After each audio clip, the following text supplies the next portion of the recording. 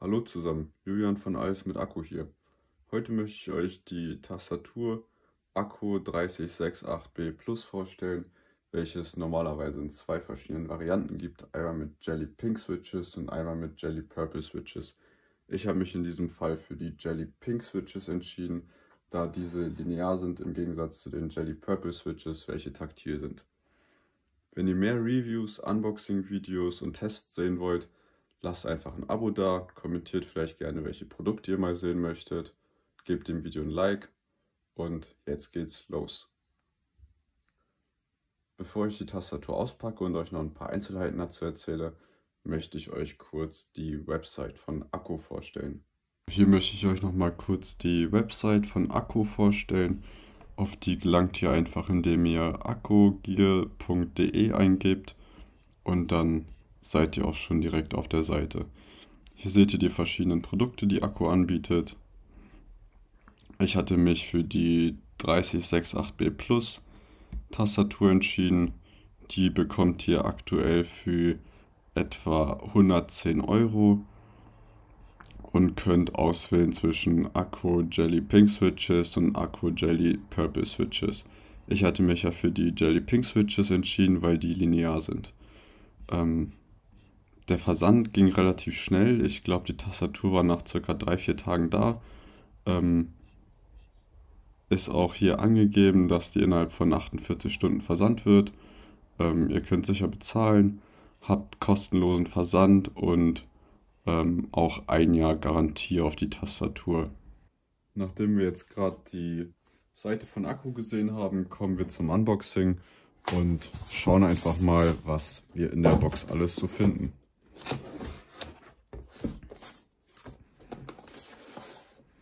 Hier seht ihr die Tastatur, Schutzkappe.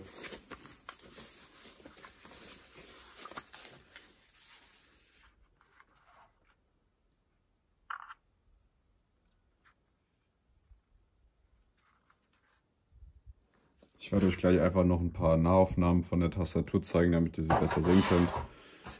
Ich denke, erstmal schauen wir jetzt, was wir alles in der Box finden.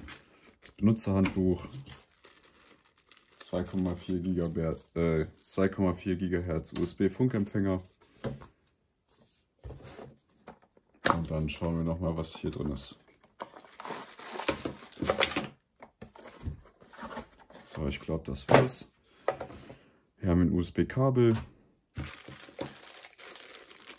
Deko-Tastenkappen, auch Deko-Tastenkappe. Dann haben wir hier zusätzlich noch einen Tastenkappenabzieher und einen Switch-Abzieher. Hier könnt ihr nochmal den Lieferumfang im Überblick sehen, Nutzerhandbuch, Tastenkappen und Switch-Abzieher. Dann die Deko-Tastenkappen, USB-Funkempfänger, USB-Kabel, natürlich die Tastatur selbst. Was ich auch praktisch finde, ist der Tastaturschutz. Könnt ihr einfach draufpacken, kommt kein Staub rein. Tastatur hält somit auch länger. Was ich auch ziemlich gut fand, weil Akku auf ihrer Seite geschrieben hatte, dass die Farbe eventuell etwas abweicht, wie auf den Bildern auf der Website zu sehen. Finde ich tatsächlich gar nicht. Es kommt dem schon ziemlich nahe, wie es auch im Internet zu sehen ist, was erstmal sehr, sehr gut ist und man so nicht auf böse Überraschungen trifft, nachdem man seine Tastatur bekommen hat. Kommen wir jetzt nochmal zu ein paar Features von der Tastatur. Wie ich am Anfang schon gesagt hatte, das ist die Black & Gold 3068B Plus mit ISO-DE Layout und Jelly Pink Switches. Optisch finde ich die Tastatur tatsächlich sehr schön, wirkt elegant und auch irgendwie ein bisschen luxuriös. Sieht auf jeden Fall schick aus am Arbeitsplatz. Ich habe mich unter anderem für die Tastatur entschieden, da sie etwas kleiner ist als normale Tastaturen, aber auch nicht zu klein, was gerade für einen kleineren Schreibtisch super geeignet ist, da die Tastatur doch gut kompakt ist. Ein weiteres spannendes Feature ist, dass die Tastatur programmierbar ist und alle Tasten bis auf die Funktionstasten mit dem Akku Cloud Driver neu belegt werden können. Die Tastatur hat zudem über integrierte RGB-LEDs unter den Tasten, die ihr ebenso mit dem Akku Cloud Driver anpassen könnt und quasi über 20 verschiedene Beleuchtungseffekte einstellen könnt. Was mir vorhin bei der Tastatur auch wichtig war, da ich auch mit ihr arbeite, ist, dass die hinten kleine Ständer hat, um die Höhe zu verstellen. Tatsächlich sogar zwei, so dass ihr unterschiedliche Winkel einstellen könnt. Einen kleinen, einen großen. Das natürlich auf beiden Seiten.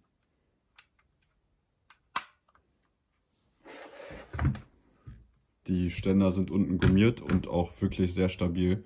Wenn ihr mal schaut, ich wackel hier gerade an der Tastatur und es bewegt sich der ganze Tisch, was ideal ist, vor allen Dingen auch beim Zocken. Beim Arbeiten jetzt weniger, aber ihr könnt sehen, es passiert nichts. Die Tastatur könnt ihr auf 3 verschiedene Arten mit eurem Laptop oder Computer verbinden. Erstes Kabel gebunden über ein USB-Kabel, was ihr hier hinten reinsteckt und dann einfach in euren Laptop oder Computer. Dann kabellos über den USB-C-Empfänger, über den USB-Empfänger oder halt ganz simpel über Bluetooth, je nachdem wie ihr wollt.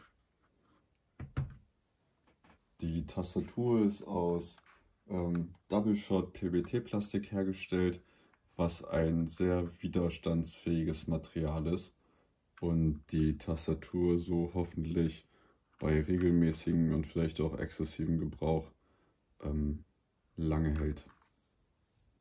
Weiteres tolles Feature ist auch, dass die Tastatur über 5-pölige Hot-Swap-Buchsen verfügt, mit dem du quasi den gewünschten Schalter auch einfach austauschen kannst.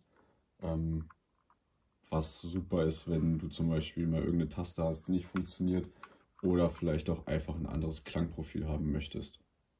So, schauen wir uns jetzt nochmal an, wie die RGB-LEDs von der Tastatur aussehen. Dafür machen wir die Tastatur einfach an. Kommt also auch schon geladen und hier seht ihr, wie die LEDs aussehen.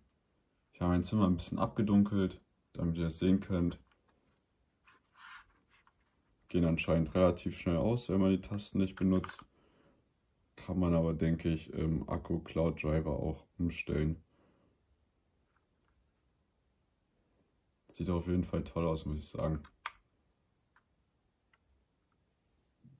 So, schauen wir uns jetzt nochmal das Zubehör an, was dazu kam. Und setzen mal ein paar andere Tasten drauf.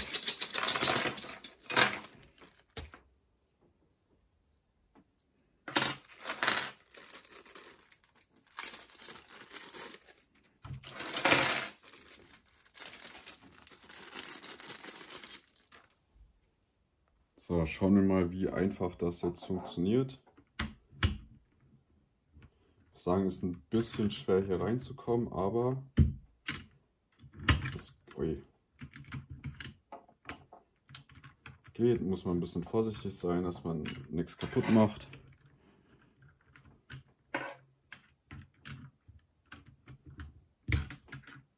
So.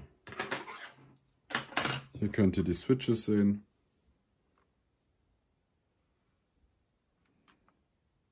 Ich nehme einfach noch ein paar mehr Tasten raus. Hier könnt ihr nochmal die Tasten sehen.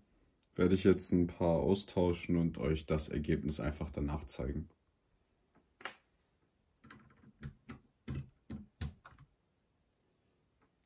Die anderen Tasten gehen einfacher als die Space-Taste, muss ich sagen.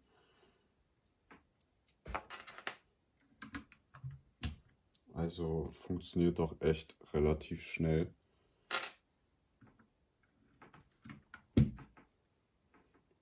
Auf jeden Fall praktisch mit dem Zubehör, was direkt mit dazu kommt. Schauen wir mal, wie es hier bei der großen läuft. Ich denke, da brauche ich wieder diese hier.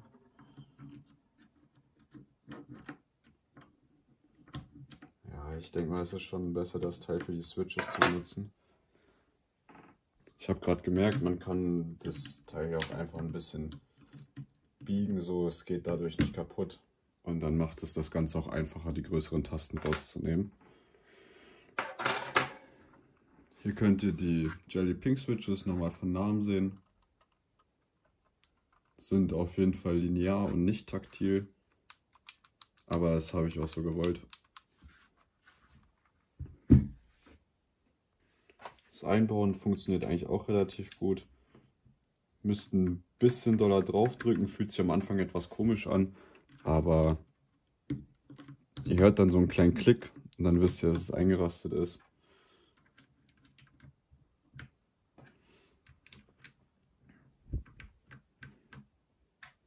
Ich meine, wie ihr jetzt mitbekommen habt, es geht relativ schnell, die Tasten auszutauschen.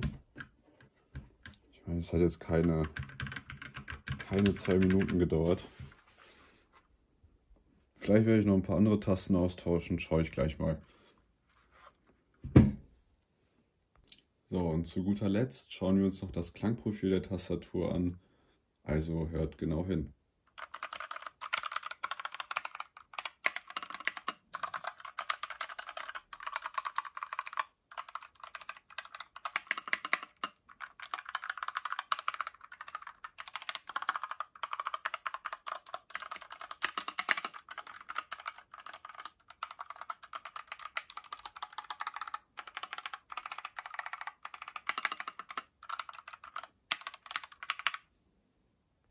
Zum Abschluss lässt sich eigentlich nur sagen, dass die Tastatur wirklich top ist mit einigen tollen Features. Ich werde sie jetzt die nächsten Wochen noch ein bisschen testen, sowohl beim Zocken als auch beim Arbeiten.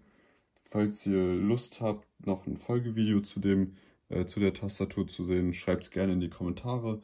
Vielleicht auch, was ihr noch genau darüber sehen wollt.